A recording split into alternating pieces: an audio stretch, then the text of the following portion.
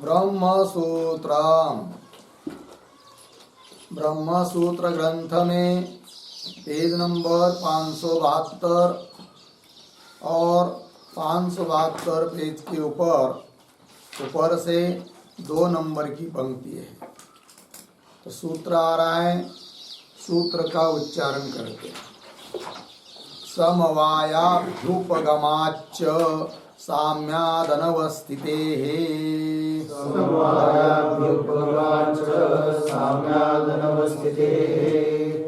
दो 13। तो बात यह चल रही है कि द्वितीय अध्याय द्वितीय पाद और द्वितीय अध्याय के द्वितीय पाद का यह 3 नंबर का अधिकरण चल रहा है और इस अधिकरण का नाम है परमाणु जगत अकारणत्वाधिकरणम। अर्थात जगत के प्रति कारण परमाणु नहीं है, इस बात का निर्णय करने के लिए इस अधिकरण की प्रवृत्ति हुई है। और इस अधिकरण का विचार विषय है कि वैशेषिकों का जो सिद्धांत है क्या कि परमाणु ही जगत के प्रति कारण है, उन परमाणु से ही द्युनुकादि कार्य उत्पन्न होते हुए जगत की निर्मिति होती है। तो उनका जो कहना है कि परमाणु ही जगत के प्रति कारण है, वो कैसा, उनकी क्या रीत पद्धत है, उस बात को पूर्व पक्ष ने बता दिया था। फिर उसके बाद सिद्धांतियों ने उनका निराकरण भी किया कि परमाणु द्वय का संयोग होगा तब द्युनुक बनेगा और परमाणु में क्रिया होगी तब एक परमाणु का दूसरे परमाणु के साथ संयोग हो सकता है। किंतु उस परमाणु में, उन परमाणुओं में क्रिया उत्पन्न होने के लिए कोई तो निमित्त होना चाहिए और कोई निमित्त नहीं मिलता है, न दृष्ट निमित्त मिलता है न अदृष्ट कारण मिलता है। अतः परमाणु में क्रिया ही उत्पन्न नहीं हो सकती।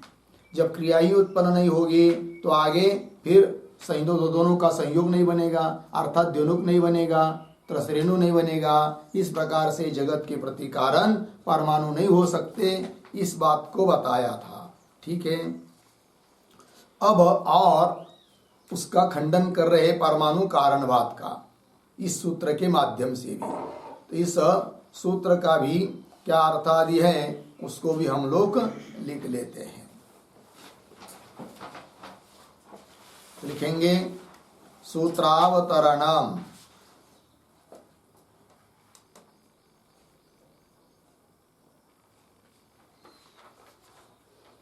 सूत्रावतरणम बराबर इतश्च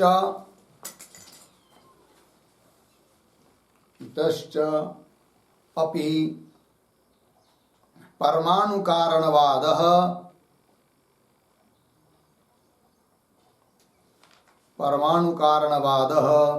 अनुपपन्नः भवति।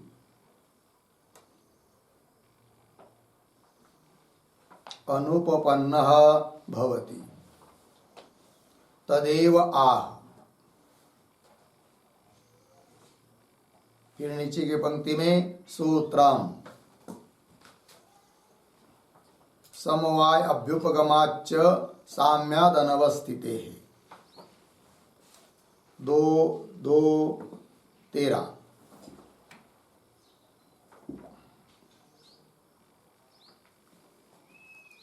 पदच्छेद समवायाभ्युपगमात् च साम्यात् अनवस्थितेः। ठीक। कौंस में लिखिए पूर्व सूत्रात् उद्धरण चिन्ह में तदभावः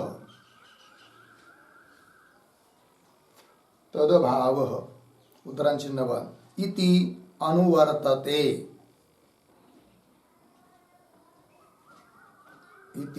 अनुवर्तते पूर्ण विराम। फिर नीचे की पंक्ति में पदार्थोक्ति ही तो प्रतीक है च च बराबर अपि अपि अर्धविराम पूर्ण प्रतीक तदभाव जो कि अनुवर्तित पद है, अनुवृत्ति आई है। तदभाव बराबर तस्य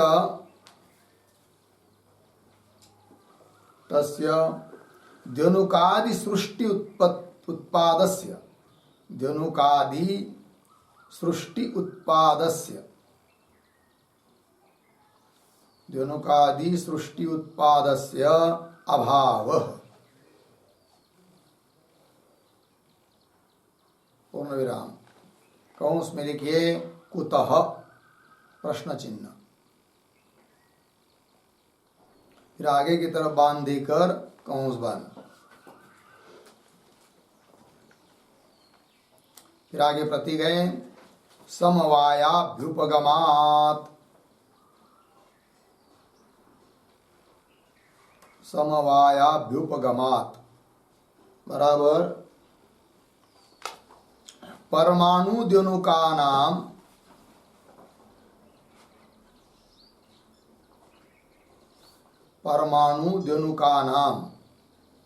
कौंस में लिखिए परमाणु और द्यनुक का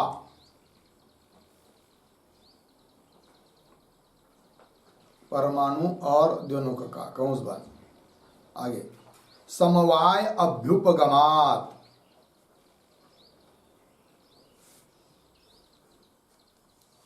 समवाय अभ्युपगमात् पूर्ण विराम कौंस में लिखिए अस्तु अभ्युपगमः अस्तु अभ्युपगमः अर्धविराम किम तेन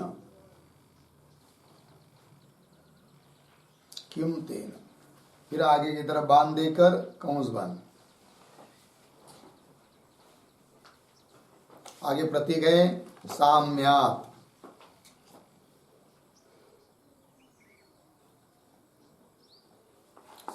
बराबर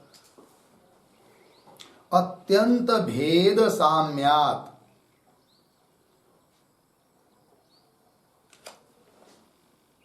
अत्यंत भेद साम्यात् फिर आगे प्रतीक अनवस्थिते है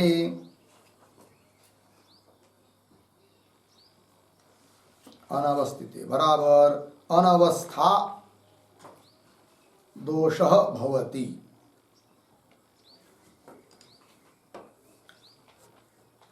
अनवस्था दोषः भवति पूर्ण विराम तथा ही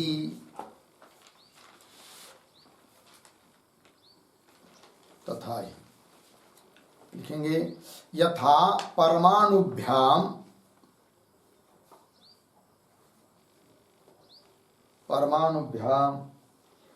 अत्यंतम भिन्नम सत्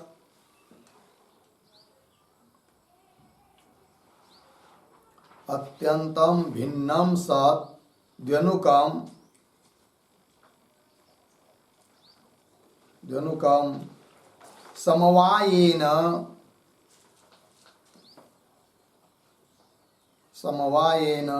ताभ्याम परमाणुभ्याम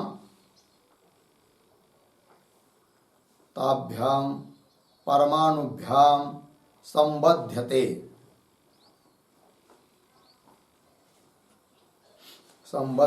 पूर्ण विराम एवं समवायः अपि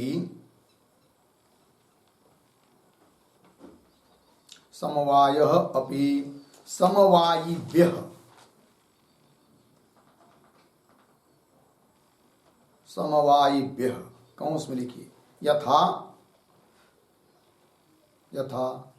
परमाणु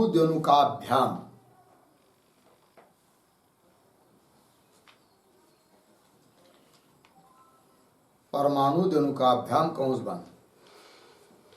आगे अत्यंत भिन्न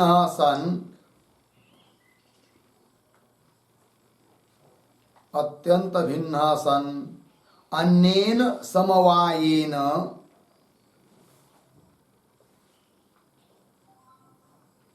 अन्येन समवायेन समवायिभिः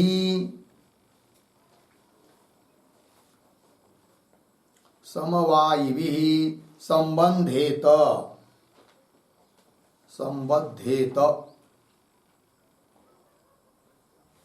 संबद्धेत पूर्ण विराम यतः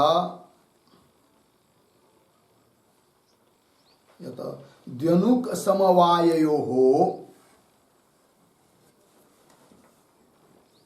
द्व्यनुक समवाययोः परमाणु भिन्नत्व साम्यात् परमाणु भिन्नत्व साम्यात् कौंस में लिखिए जैसे द्व्यनुक परमाणु से भिन्न है,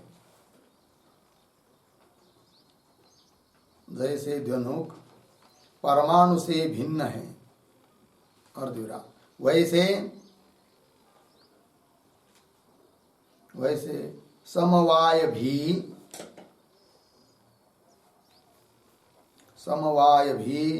समवायी परमाणुओं से समवायी परमाणुओं से भिन्न है पूर्ण विराम। इस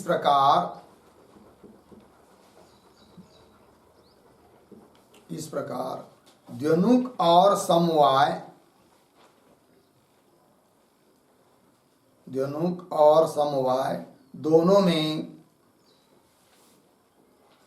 दोनों में परमाणु भिन्नत्व रूप साम्य है, परमाणु भिन्नत्व रूप साम्य है पूर्ण विराम कंस बंद। आगे द्व्यनुकवत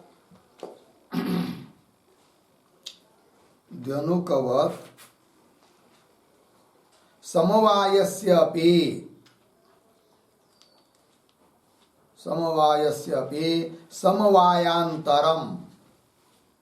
समवायांतरम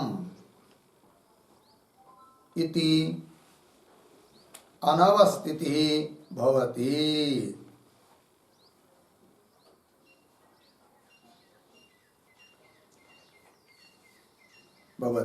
पूर्ण विराम। एवं च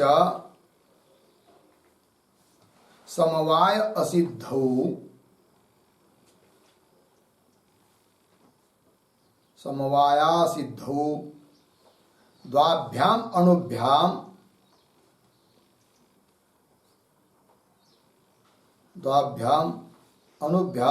द्व्यनुकम न एव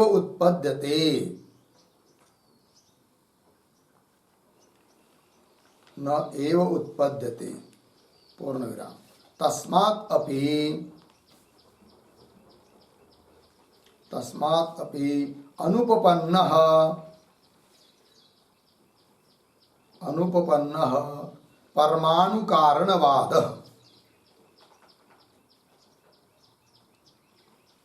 परमाणु कारणवादः इति। ठीक है, अर्थ देखिए भाई।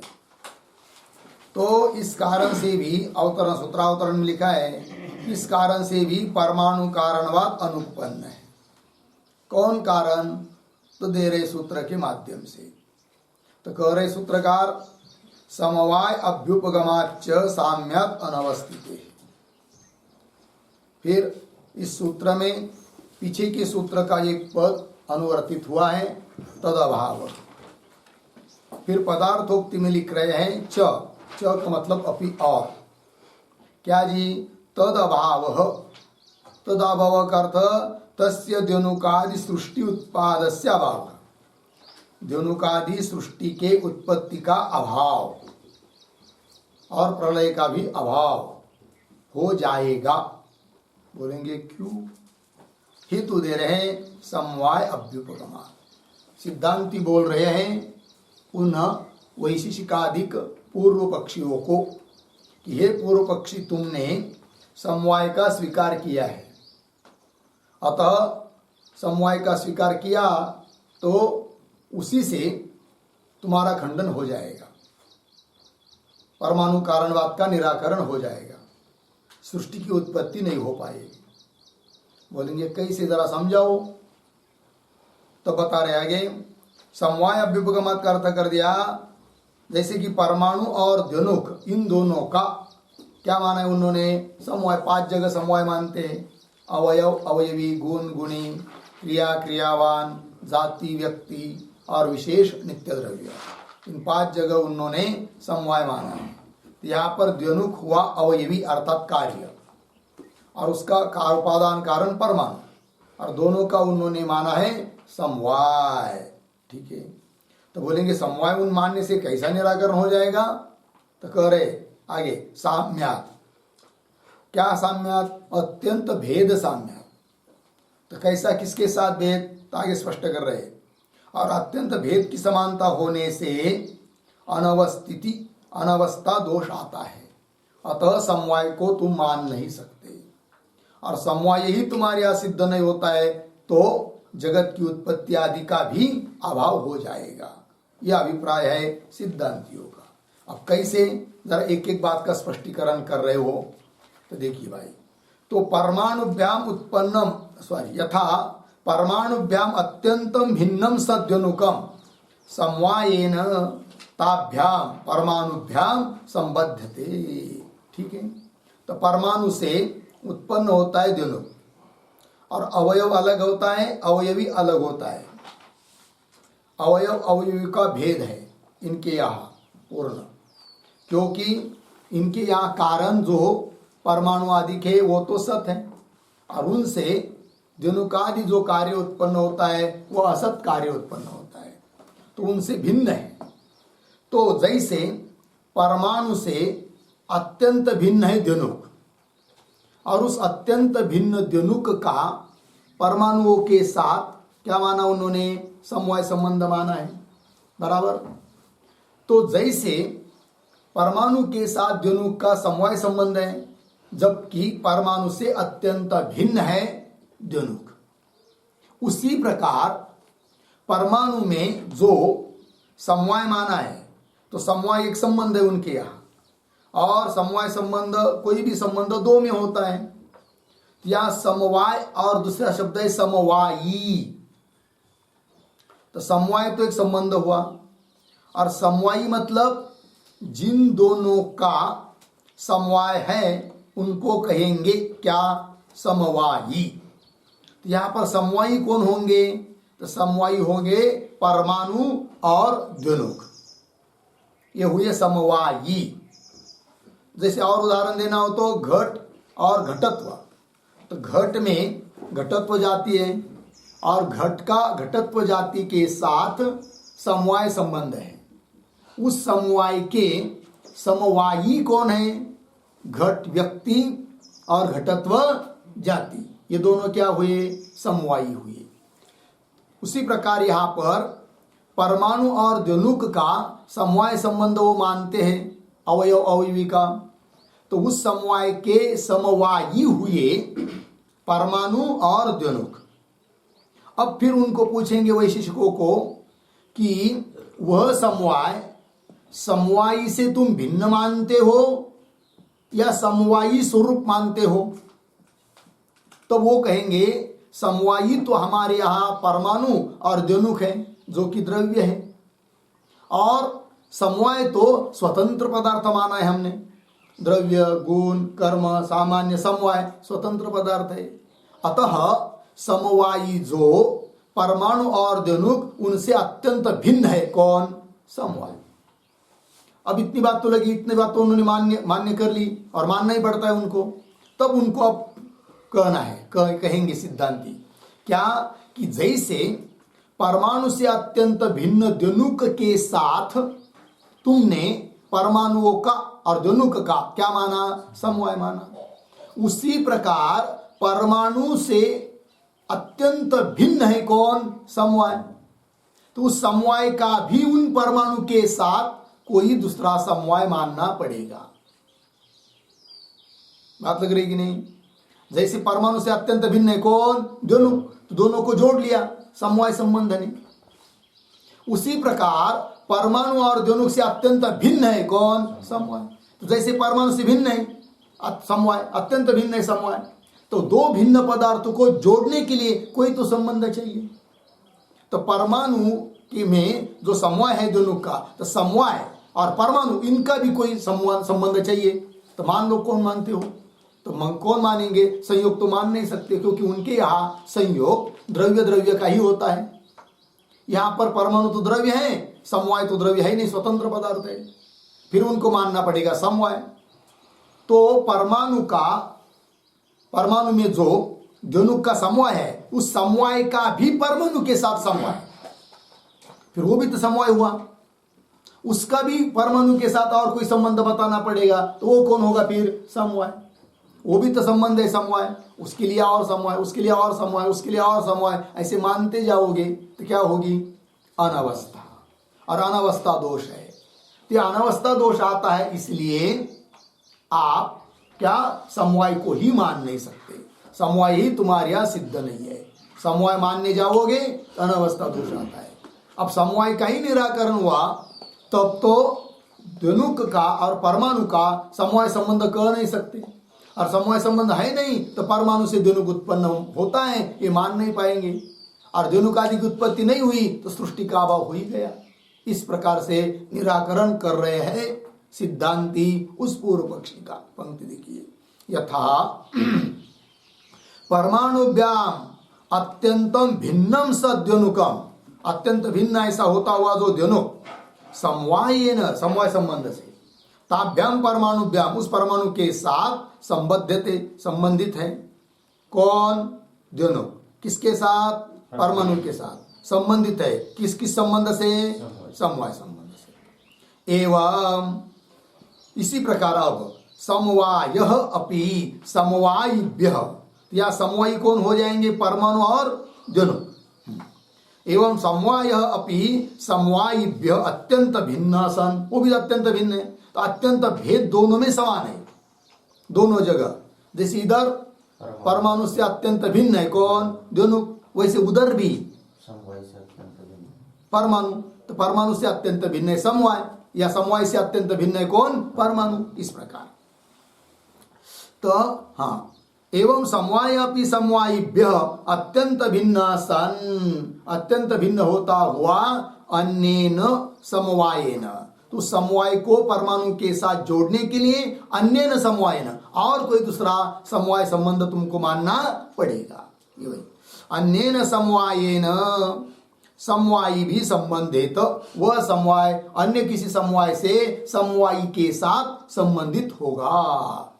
और फिर एक समवाय को समवायी के साथ जोड़ने के लिए दूसरा समवाय माना, किंतु वो भी तो समवाय है, उसको पुनः समवायी के साथ जोड़ने के लिए और समवाय मानना पड़ेगा, तो वो भी समवाय रहेगा, उसको पुनः समवायी के साथ जोड़ने के लिए और समवाय मानना पड़ेगा। इस प्रकार की क्या होगी? अनावस्था।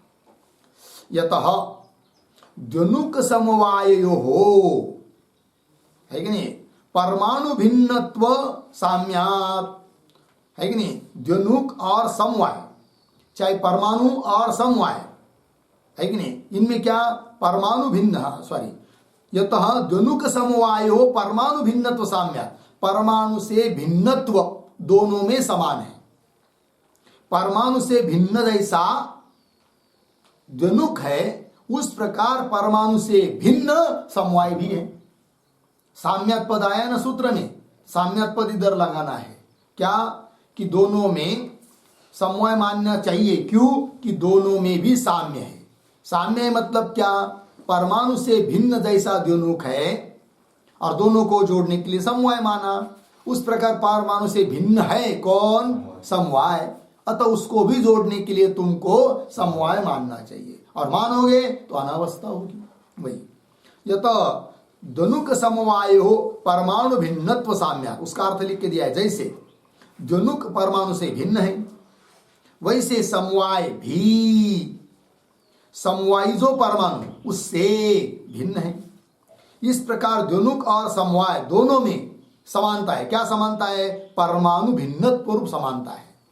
परमाणु से भिन्नत्व, ये दोनों जगह समान है। द्युनुक के बारे में भी, समवाय के बारे में भी परमाणु भिन्नत्व रूप साम्य है। आगे, इसलिए द्युनुकवत् समवायस्यापि समवायांतरम, जैसे द्युनुक का परमाणु के साथ समवाय है, उस प्रकार समवाय का भी समवाय के साथ समवाय मानना पड़ेगा, तब तो अनवस्था होगी। द्युनुकवत् समवायस्यापि समवायांतरम इति अनवस्थिति, अनवस्थित नाम अनवस्था, ठीक है, अनवस्था होगी। एवं इस प्रकार अनवस्था दोष हो जाने से समवाय असिद्धौ, समवाय की असिद्धि है। और समवाय की असिद्धि है तो द्वाभ्याम अनुभ्याम परमाणुभ्याम, अनु मतलब परमाणु, तो द्वाभ्याम परमाणुभ्याम द्युनुकम न एव उत्पद्यते, दोनों परमाणु से द्युनुक उत्पन्न होता है, यही सिद्ध नहीं होगा। ठीक, तस्मात् अपि अनुपपन्न परमाणु कारणवाद, इसलिए भी परमाणु कारणवाद अनुपपन्न है, इस बात को सिद्ध कर दिया सिद्धांतियों ने। ठीक है, अब आगे चलिए, इस 13 नंबर का सूत्र का अर्थ तो देख लिया, अब उसका भाष्य का विचार करेंगे। तो देखिए भाई, समवाय अभ्युपगमाच्च तदभावः इति प्रकृतेन अनुवाद निराकरणेन संबध्यते। ठीक है, ये जो पंक्ति चालू हुई समवाय अभ्युपगमाच्च इत्यादि, उसके पूर्व में एक वाक्य लिखते अवतरण के रूप में, समवाय स्वीकारात् अपि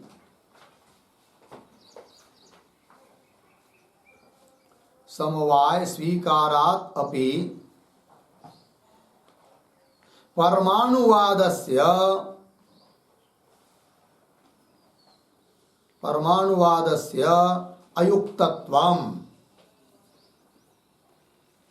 अयुक्तत्वम् आह समवाय इति, समवायाभ्युपगमाच्च इति। ठीक है, और देखिए भाई, समवाय स्वीकारात् अपि, समवाय का स्वीकार करने से भी परमाणुवाद से अयुक्तत्व, परमाणु कारणवाद अयुक्त है, यह बात सिद्ध हो जाती है। वो कैसे बता रहे एक एक बात भगवान भाष्यकार। तो समवाय अभ्युपगमाच्च प्रतीक है, तो देखो भाई, समवाय अभ्युपगमाच्च तदभाव, तदभाव यह पीछे के सूत्र से आया है, और उसके साथ तदभाव, इसके साथ जोड़ना है, अन्वय करना है समवाय अभ्युपगमाच्च, इन पदों का वही बता रहे भगवान भाष्यकार। समवाय अभ्युपगमाच्च तदभाव इति प्रकृतेन अनुवाद निराकरणेन स इत्यर्थः। तदभाव इत्यादि पंक्ति शब्दों के द्वारा पीछे जो प्रकृत चल रहा था प्रसंग, अनुवाद का निराकरण, उस अनुवाद निराकरण के साथ संबंध है इस सूत्र के समवाय अभ्युपगमाच्च इस पद का, वही लिखा। प्रकृतेन अनुवाद निराकरणेन संबध्यते, यहाँ पर एक शब्द आया है तदभाव, उस पर एक वाक्य लिखते हैं, तदभाव बराबर सर्गाभाव लयाभाव वा।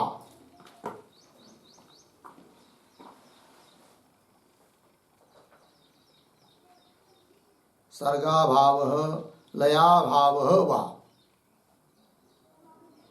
अधुरा, इति बराबर एवं, इति प्रतीक है, इति बराबर एवं।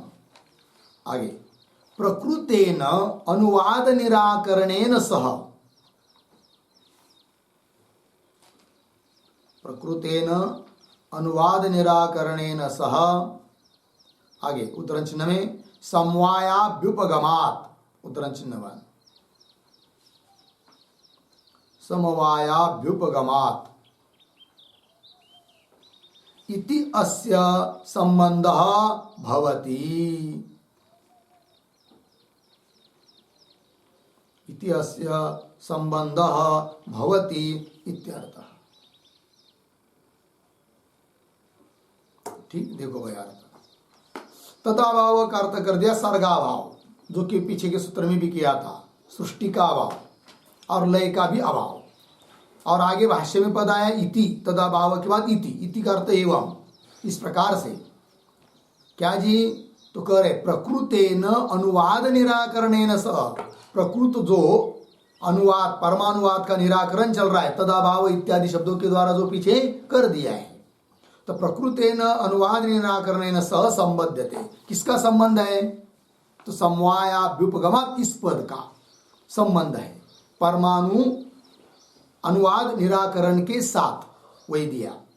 अनुवाद निराकरणेन सह समवायाभ्युपगमात् इति अस्य संबंधः भवति इत्यर्थः। लग गया? चलिए भाई आगे। तो समवायाभ्युपगमाच्च तदभाव इति प्रकृतेन अनुवाद निराकरणेन संबध्यते, पूर्ण विराम। आगे द्वाभ्याम च अनुभ्याम द्व्यनुकम उत्पद्यमानम अत्यंत भिन्नम अनुभ्याम अन्वोः समवैति इति अभ्युपगम्यते भवता, पूर्ण विराम। थोड़ा सा शब्दों का अन्वय शुरू से। द्वाभ्याम च अनुभ्याम, एक शब्द छोड़कर आगे, उत्पद्यमानम, पीछे द्व्यनुकम, थोड़ा आगे, अनुभ्याम, पीछे अत्यंत भिन्नम, आगे अन्वोः समवैति इति, एक शब्द छोड़कर आगे, भवता, फिर पीछे अभ्युपगम्यते। देखो भाई अर्थ, द्वाभ्याम च अनुभ्याम, अणु परमाणु, दो परमाणु का, परमाणु से उत्पद्यमानम द्व्यनुकम, दो परमाणु से उत्पन्न होने वाला जो द्व्यनुकम, कैसा माना है उनको, दूस द्व्यनुक को? अनुभ्याम अत्यंत भिन्न, अणु परमाणु, परमाणु से द्व्यनुक उत्पन्न होता है, किंतु जिन परमाणु से उत्पन्न होता है उन्हीं परमाणु से अत्यंत भिन्न माना है, किसको? द्व्यनुक को। हाँ, अनुभ्याम अत्यंत भिन्नम, किंतु अत्यंत भिन्न मानते हुए भी अन्वोः समवैति, उन दो परमाणुओं में समवाय संबंध से रहता है। कौन? द्व्यनुक। दो परमाणु से द्व्यनुक उत्पन्न होता है, ठीक, और दो परमाणु से उत्पन्न हो रहा है तो भी उन परमाणुओं से अत्यंत भिन्न है। कौन? द्व्यनुक। तो भी वह द्व्यनुक उन परमाणुओं में समवाय संबंध से रहता है, ऐसा आप वैशेषिकों ने स्वीकार किया है।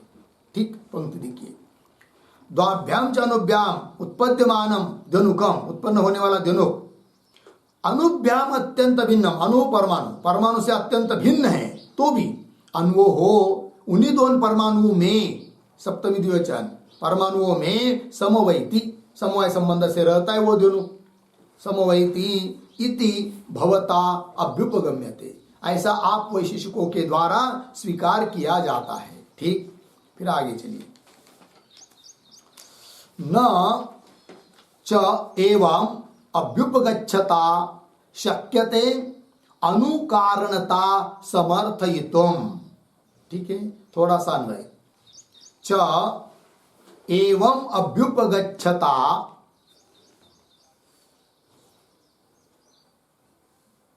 एक शब्द छोड़कर आगे, अनुकारणता समर्थयितुम, वाक्य के आरंभ में न, फिर आगे शक्यते,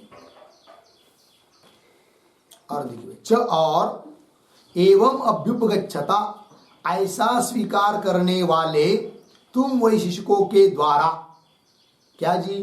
अनुकारणता समर्थयितुम न शक्यते, अनुकारणवाद है, परमाणु जगत के प्रति कारण है, इस बात का समर्थन सिद्धि कर नहीं सकते, क्योंकि तुमने समवाय का स्वीकार किया है।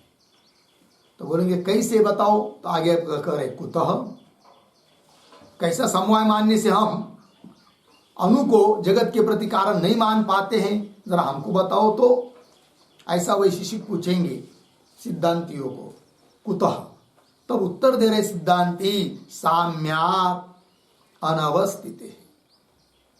तो बोलेंगे साम्यत अनवस्थित सूत्रस्थ पद है, तो क्या साम्य है जिससे अनवस्थिति भी हो जाएगी, और अनवस्थिति होने के कारण समवाय नहीं मान पाएंगे, जरा स्पष्ट करो।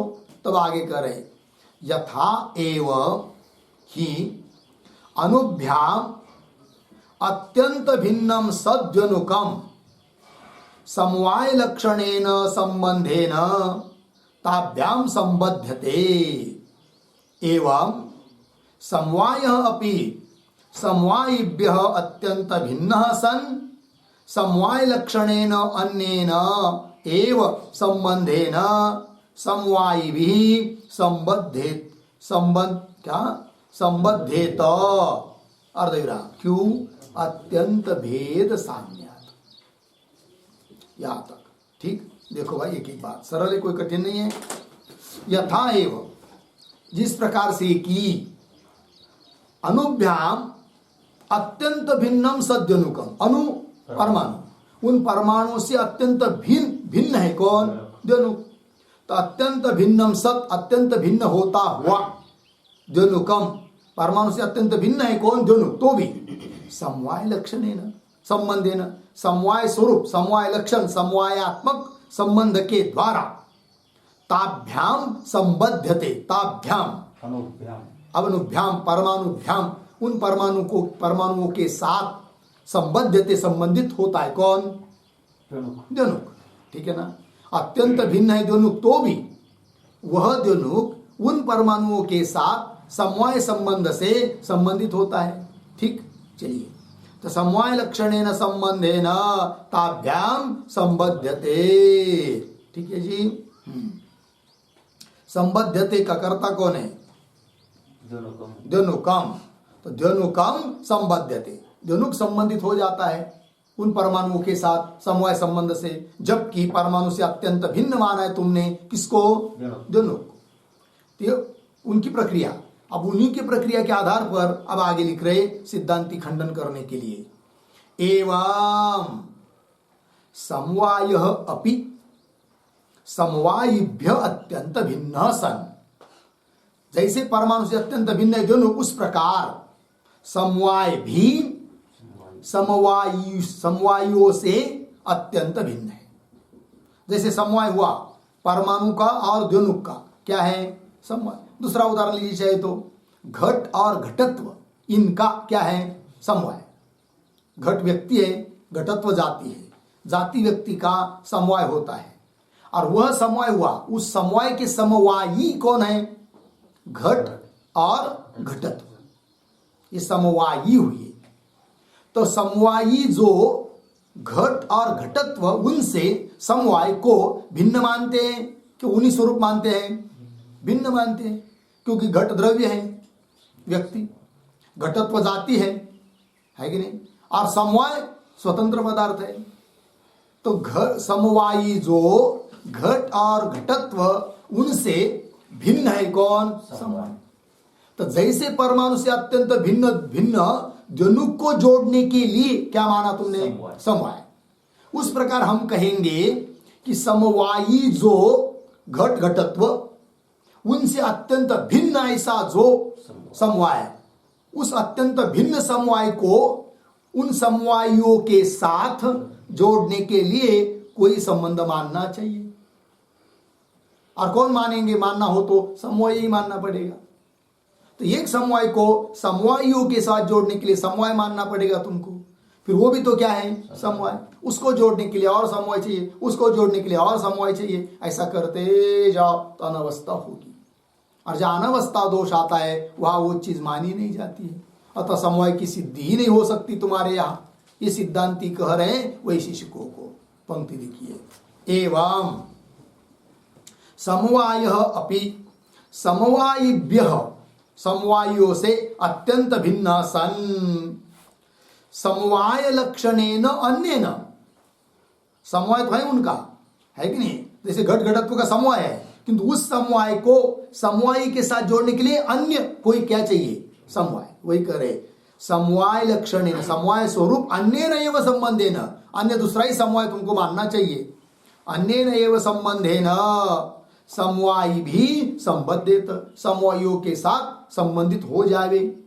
समवायी भी समवायियों के साथ संबद्धेत, संबद्धेत इसका कर्ता कौन है? शाबाश, समवाय संबद्धेत, समवाय संबंधित हो जाना चाहिए। क्यों? हेतु दे रहे अत्यंत भेद साम्यात्। तो अत्यंत भेद जैसा उधर है वैसा अत्यंत भेद इधर भी है। उधर मतलब परमाणु से अत्यंत भिन्न है कौन? द्वनु। उस प्रकार यहां पर भी समवायियों से, समवायी जैसे घट घटत्व, समवायी जैसे परमाणु और द्वनु, उनसे भी तो अत्यंत भिन्न है कौन? समवाय। तो अत्यंत भिन्न तो दोनों जगह समान है। तो वहां पर जैसे अत्यंत भेद होने के कारण द्वनुक का परमाणु के साथ समवाय मानना पड़ता है, उस प्रकार यहां पर भी अत्यंत भिन्न होने के कारण समवाय का भी समवायों के साथ कोई संबंध समवाय मानना चाहिए। ये बात आगे फिर तो बोलेंगे हाँ मान लेंगे एक समवाय, समवाय को जोड़ने के लिए दूसरा समवाय मान लेंगे। तब आगे करे ततश्च तस्य तस्य अन्य अन्योन्य मतलब अन्य अन्य भिन्न भिन्न संबंध कल्पयितव्य। फिर उस समवाय के लिए और समवाय, उस समवाय के लिए और समवाय, उसके लिए और समवाय, ऐसा कल्पना करना पड़ेगी। तस्य ततश्च उसके बाद तस्य तस्य तस्य तस्य समवायस्य अन्योन्य मतलब अन्य अन्य संबंध कल्पयितव्य, कल्पना करनी पड़ेगी। इति अनवस्था एव प्रसज्जेत। इस प्रकार का दोष आएगा कौन सा? अनवस्था। लगा इतना? आइए भाई, तो सिद्धांति ने पूर्व पक्षी के ऊपर दोष दे दिया अनवस्था, किंतु वह पूर्व पक्षी अब पुनः आक्षेप कर रहा है। ये जो पंक्तियां आ रही आगे ननु इह इत्यादि, उसके ऊपर लिखिए आक्षेप।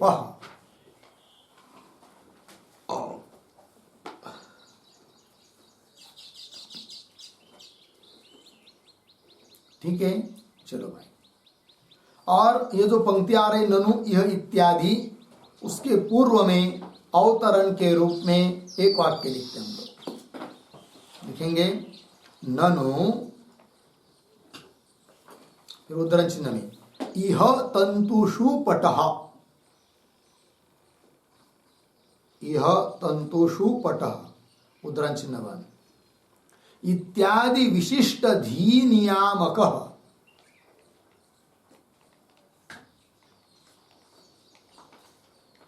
इत्यादि विशिष्ट धी नियामकः समवायः, समवायः न संबंधांतरम अपेक्षते,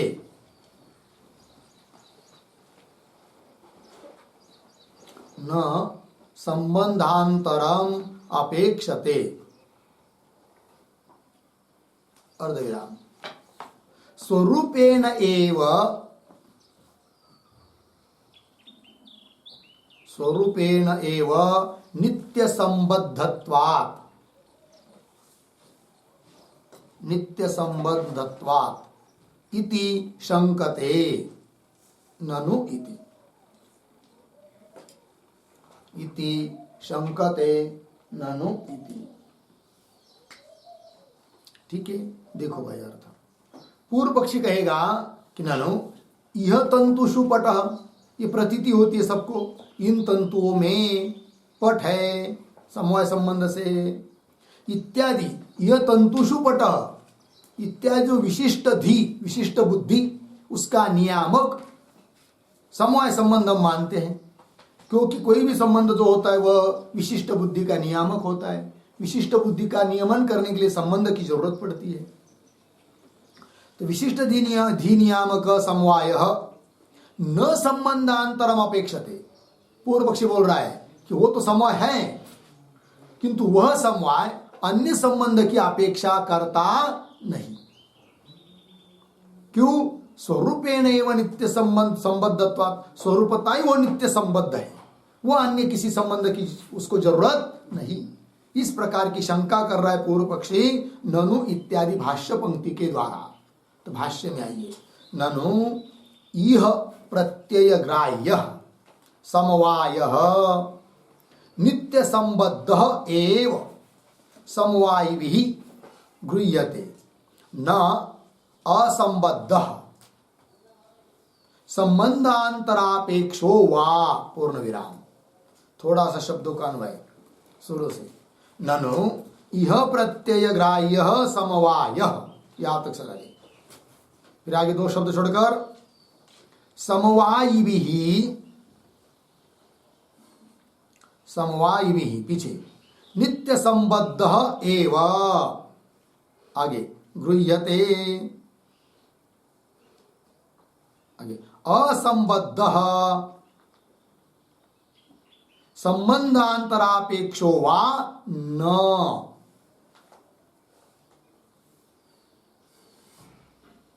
ठीक है, देखिए भैया पूर्व पक्षी बोल रहा है ननु इह प्रत्यय ग्राह्य, इह इस प्रतीति से ग्राह्य समवाय है।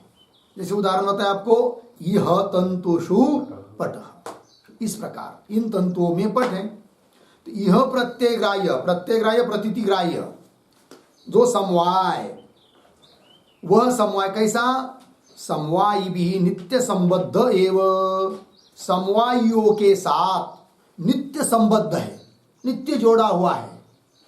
जैसे घट घटत्व, इन दोनों का समवाय है और वो उनके साथ नित्य जोड़ा हुआ है। ठीक, समवायिभिः नित्य संबद्ध एव गृह्यते असंबद्ध न, क्यों?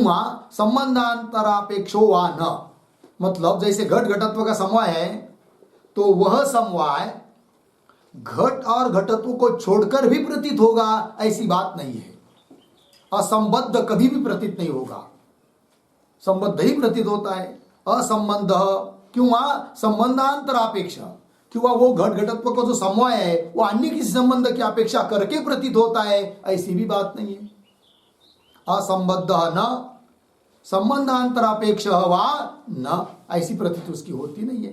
अतः वो नित्य संबंध है और है कि नहीं, पहले से जुड़ा हुआ है ये बात।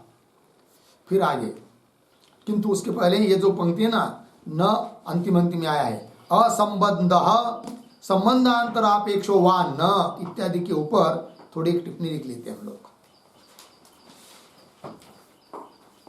तो लिखते हैं असौ समवाय, असौ समवायः संबंधी निरपेक्षः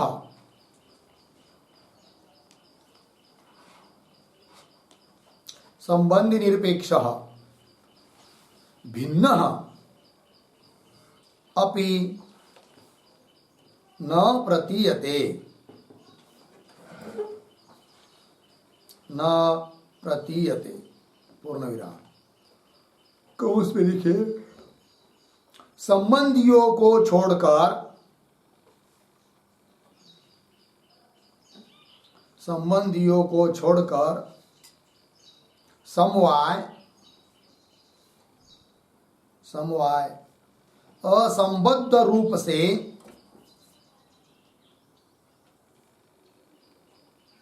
असंबद्ध रूप से प्रतीत नहीं होता है।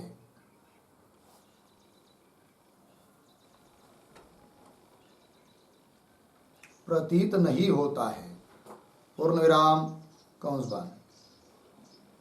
तस्मिन् च सति,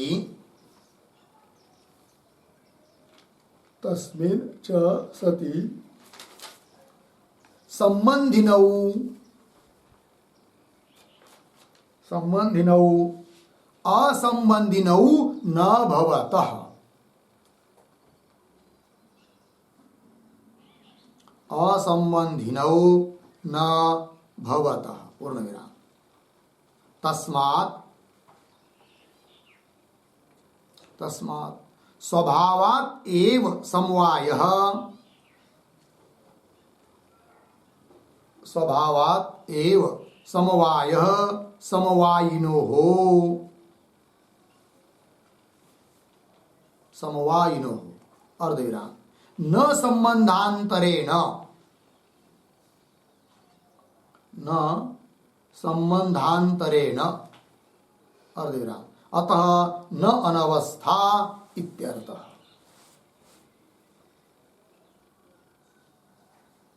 अतः न अनवस्था इत्यर्थः। ठीक, देखो भाई अर्थ। तो असौ समवाय, यह जो समवाय है वह संबंधी निरपेक्ष, संबंध की अपेक्षा छोड़कर भिन्न स्वतंत्र रूप से प्रतीत नहीं होता है। वही कह रहे, संबंधियों को छोड़कर समवाय असंबंध रूप से प्रतीत नहीं होता है। अच्छा, और आगे तस्मिंच सती, वो समवाय रहने पर ही क्या संबंधी न हो, दो संबंधी कभी भी असंबंधी नहीं होते। घट घटत्व दोनों का समवाय है, इसलिए तो वो दोनों कभी भी एक दूसरे से अलग होते नहीं है। असंबंधी न हो न भवत, तस्मात् इसलिए स्वभावात् एव समवाय समवायिनो, तस्मात् समवायिनो हो समवायः स्वभावात् एव, इसलिए समवायों में समवाय स्वभाव से ही है, उसका और संबंध की जरूरत नहीं है। न संबंधांतरे न, अन्य संबंध से वो उसमें नहीं है, स्वभाव से ही है। अतः न अनवस्था, इसलिए अनवस्था नहीं होगी, ऐसा पूर्व पक्षी का अभिप्राय है। ठीक है, आइए भाष्य पंक्ति में।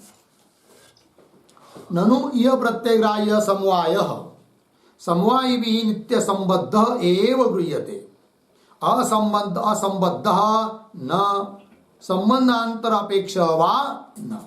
आगे ततश्च, फिर ऐसा मानने से क्या होगा, ततश्च न तस्य अन्य संबंध कल्पयितव्य। ततश्च इसलिए न तस्य, तस्य समवायस्य अन्य संबंध न कल्पयितव्य, उस समवाय का समवायों के साथ अन्य संबंध की कल्पना करने की जरूरत नहीं है।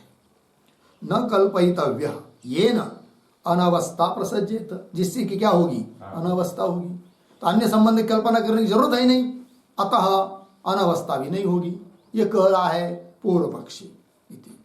अब उसका पुनः निराकरण कर रहे सिद्धांती आगे, न इति उच्यते, ये जो पंक्ति न इति उच्यते उसके ऊपर लिखिए समाधान।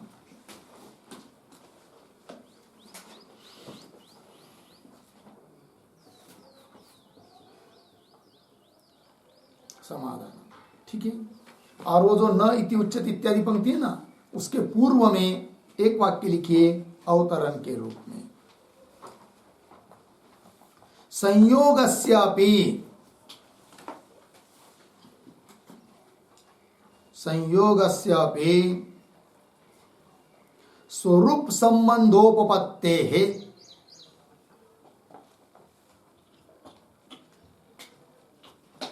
स्वरूप संबंधोपपत्तेः समवायः न स्यात्, समवायः न स्यात् इति दूषयति न इति। ठीक, देखो भाई अर्थ, सिद्धांति कह रहे पूर्व पक्षी को क्या, संयोगस्यापि, तात्पर्य क्या, देखो भाई सिद्धांति किस बात को लेकर उसका खंडन कर रहे हैं, इसको थोड़ा ध्यान दीजिए। तो जैसे वो वैशेषिक लोग क्या कि समवाय का समवायी के साथ और दूसरा कोई संबंध मानते नहीं, तब पूर्व पक्षी बोल रहे, सिद्धांति बोल रहे पूर्व पक्षी को, वाह है कि नहीं, तो फिर इधर क्यों तुम मानते हो संयोग के बारे में। जैसे घट और पट का क्या हुआ, संयोग, और वह संयोग संबंध उन घट में या पट में किस संबंध से माना है उन्होंने, समवाय संबंध से माना है। तो जैसा तुम्हारा समवाय स्वरूपतः समवाय में रह सकता है अन्य संबंध की अपेक्षा किए बिना, उस प्रकार संयोग को भी तो वैसे ही होना चाहिए, वो भी तो संबंध है, वो भी स्वरूपतः संबंधियों के साथ रहना चाहिए। फिर वहां पर क्यों तुमने संयोग का, संयोग रूप संबंध का उन संबंधियों के साथ समवाय माना है, जबकि माना है उन्होंने, क्योंकि उन्होंने क्या कहा है, संयोग को गुण में लिया और गुण गुणी का समूह होता है कि नहीं, इस प्रकार। तो वही कह रहे हैं संयोग से अपनी स्वरूप संबंध उत्पत्ति, उसकी भी स्वरूप संबंध से उत्पत्ति हो सकती है, तो समवाय न स्यात्, संयोग का उस संबंधियों के साथ जो समवाय तुमने माना है वो नहीं होना चाहिए। इस बात को मन में रखकर खंडन कर रहे सिद्धांती उस पूर्व पक्षी का। तो पंक्ति देखिए, न इति उच्यते, क्यों? आगे, संयोग अपि एवं सति संयोगिभिः नित्य संबद्ध एव इति समवायवत् न अन्यम संबंधम अपेक्षेत। ठीक, शुरू के 2-4 शब्दों का अन्वय। न इति उच्यते, या तो ठीक है। आगे, एवं सति, पीछे संयोग अपि, आगे संयोगिभिः, आगे सरल है, ठीक है। एवं सति मतलब पीछे जो अभी ऊपर की पंक्ति में पूर्व पक्ष ने बात कही है कि समवायों के साथ स्वरूपता रहता है, संबंधांतर की अपेक्षा नहीं करता है, तब एवं सति संयोग अपि, संयोग भी, संयोगी भी, संयोगी मतलब किसको कहेंगे? वह संयोग जिन दोनों का है उन दोनों को कहेंगे क्या? संयोगी। जैसे घट और पट का संयोग संबंध है, तो संयोगी कौन हुए? घट और पट। उस प्रकार एवं सति संयोग अपि, संयोग भी संयोगियों के साथ नित्य संबद्ध एवं, नित्य संबंधित है कि नहीं? तो नित्य संबद्ध एवं, तो नित्य संबद्ध ऐसा पद आया ना, उस पर एक वाक्य, संयोग अपि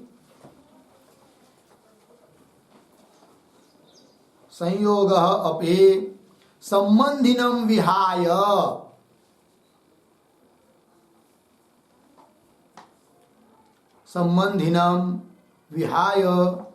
न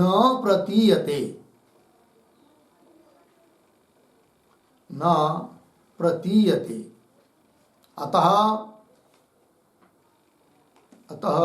नित्य संबंधः अस्ति इत्यर्थः।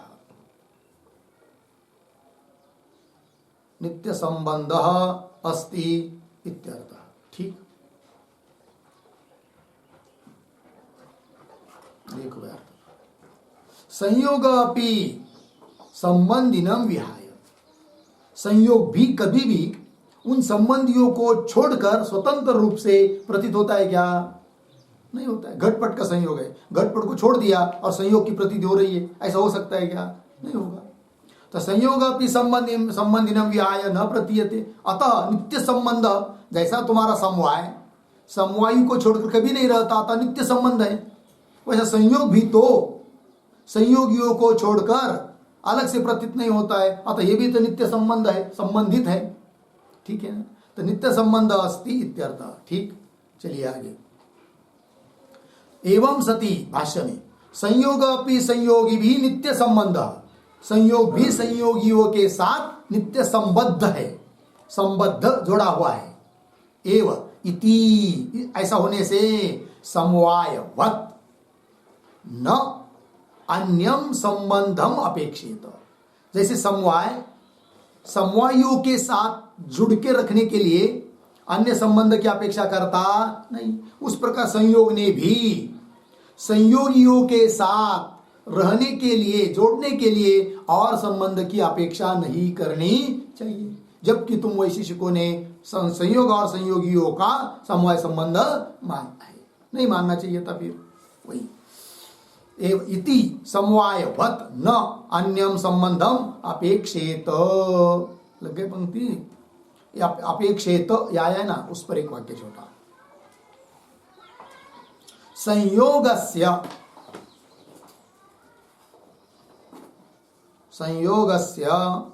संबंधि भिन्नत्वात्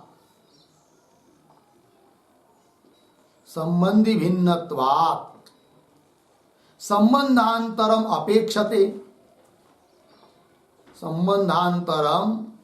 अपेक्षते चेत अपेक्षते चेत आगे समवायस्यापि समवायस्य अपि अपेक्षा तुल्या एव अपेक्षा तुल्या एव भवति इति तुल्या एव भवति इति। ठीक, देखो भाई अर्थ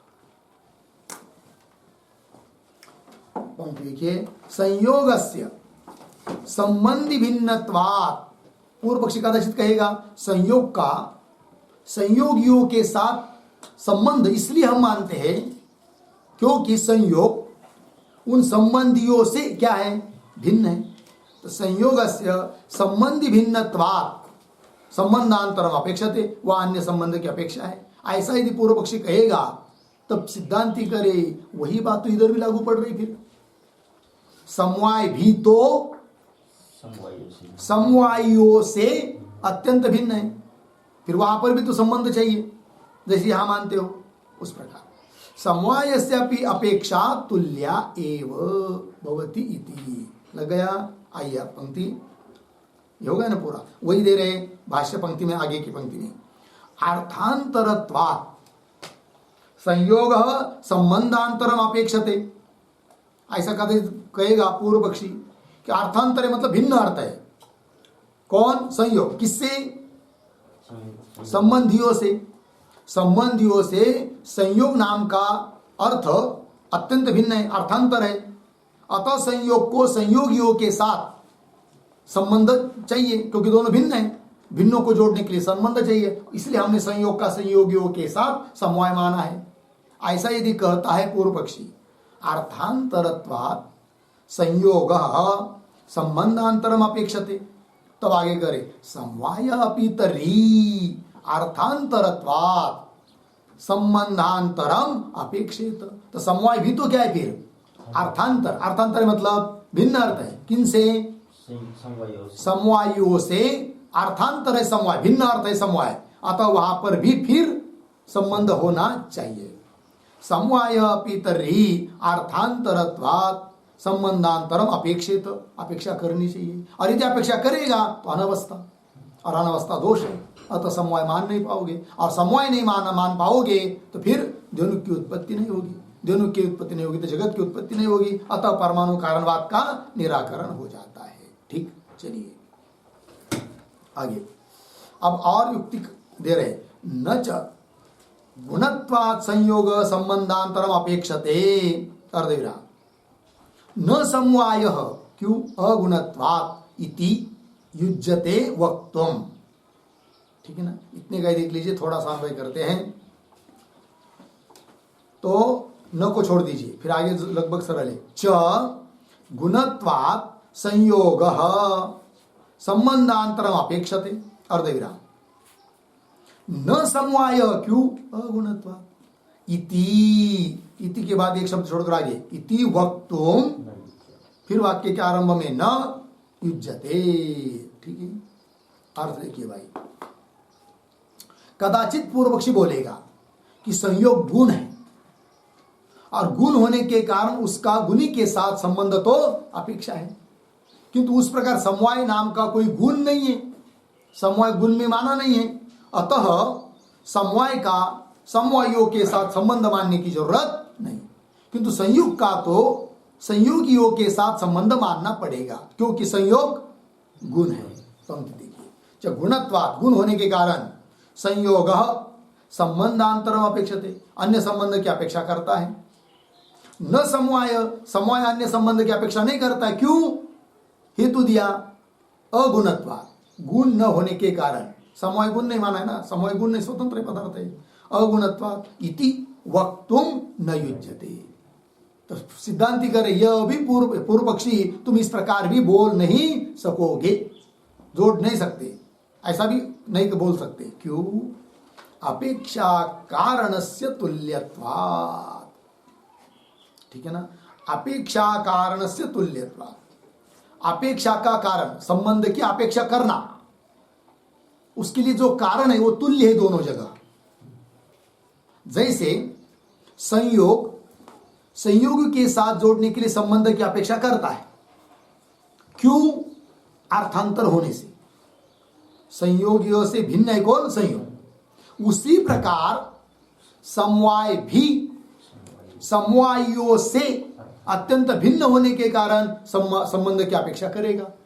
संबंध की अपेक्षा करने के लिए जो चाहिए वो दोनों जगह समान है। कौन?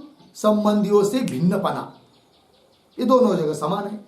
वही कह रहे अपेक्षा कारण से तुल्यत्वात्। अपेक्षा का कारण कौन है? संबंधियों से भिन्नता। यह अपेक्षा का कारण दोनों जगह क्या है? समान है। आगे तुल्यत्वात् हो गए ना अर्धविराम। फिर आगे गुण परिभाषाया च अतंत्रत्वात्। फिर वो पूर्व पक्षी कहेगा संयोग गुण है, समवाय गुण नहीं है। तो बोलेंगे समवाय संयोग को गुण तुमने गुण बताया, ये निर्णय किसने किया? तुमने ही तो किया है। तुमने मनमानी कुछ भी कह दिया, ये गुण है, ये गुण है, ये गुण है, तो हम थोड़ी मानेंगे। अतः वो अशास्त्रीय बात है तुम्हारी। अतंत्रत्वात्, अतंत्रत्वात् का अर्थ करेंगे अशास्त्रीयत्वात्। अशास्त्रीय, शास्त्रीय बात नहीं है वो।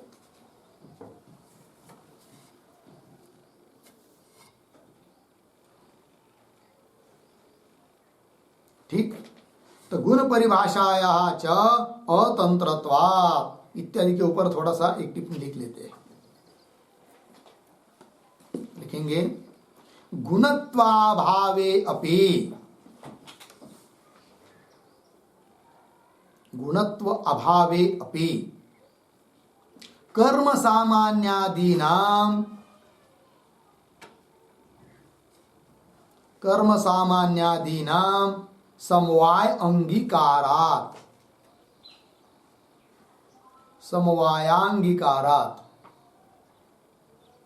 अर्धविराम न गुणत्वं, न गुणत्वं संबंधांतर प्रयोजकम, संबंधांतर प्रयोजकम इत्यर्थ पूर्णविराम। अतः अतः संबंधी भिन्नत्वम एव,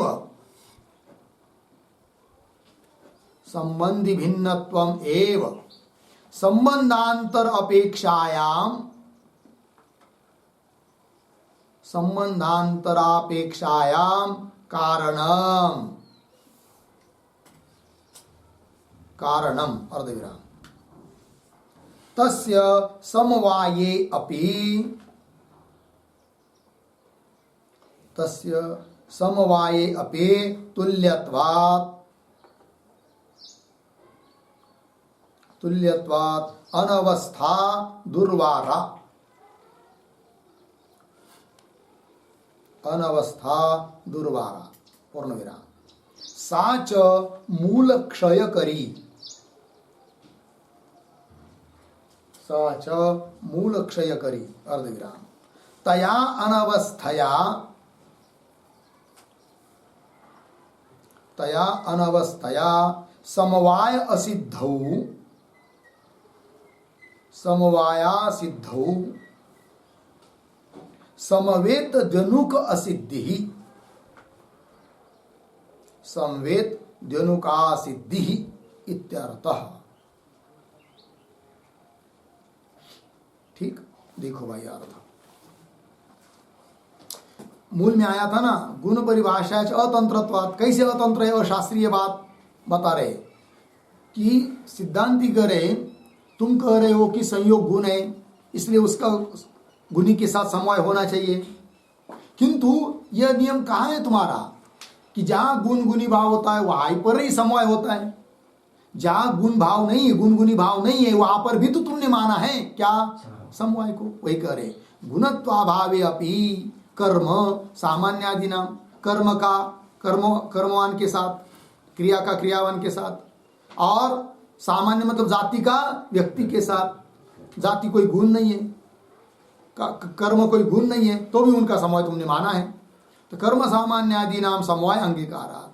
इसलिए न गुणत्वम संबंधांतर प्रयोजकम, गुण गुणत्व यह कोई अन्य संबंध का प्रयोजक नहीं है। गुण होने से अन्य संबंध मानना चाहिए ऐसी कोई जरूरत नहीं है।